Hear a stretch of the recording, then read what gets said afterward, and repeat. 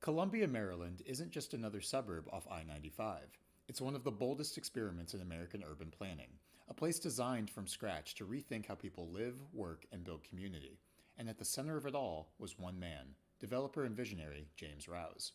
In the early 1960s, Rouse believed that post war suburbia was failing Americans. Sprawl was isolating, racially segregated, environmentally careless, and economically uneven. So he proposed something radical. Why not build a brand new city? That idea became Columbia, founded in 1967 in Howard County, Maryland. Rouse purchased nearly 14,000 acres of farmland and began crafting a community based on four core principles. First, Columbia would be a complete city, not a bedroom suburb.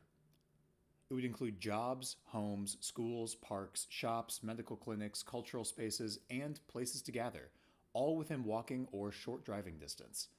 The goal was to create a city that could stand on its own with a full economic and social ecosystem. Second, Columbia would promote environmental stewardship. Rouse designed around streams, woodlands, and topography, integrating lakes and open space into daily life. Instead of bulldozing nature, Columbia used it as a foundation for neighborhoods, something far ahead of 1960s planning norms.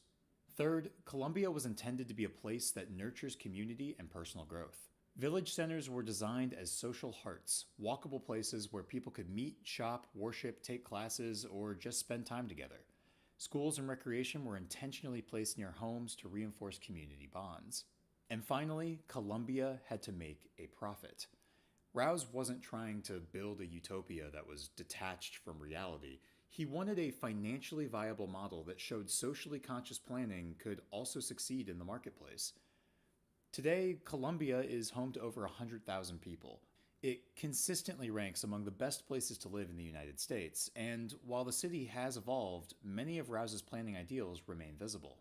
Columbia transcended the design of typical post-war suburbs. Instead of segregated land uses where housing, shopping, and jobs were miles apart, Columbia embraced mixed-use development decades before it became mainstream. And most importantly, it was designed as a community where racial and economic harmony were not only welcome, but actively built into the plan.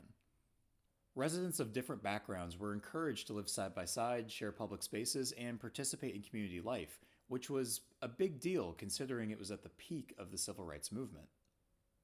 Columbia, Maryland was crafted with intention, values, and a belief that communities could be designed to help people live better lives. James Rouse often argued that cities should be designed to support human dignity, social connection, and opportunity, and more than half a century later, Columbia still stands as one of the clearest examples of that vision.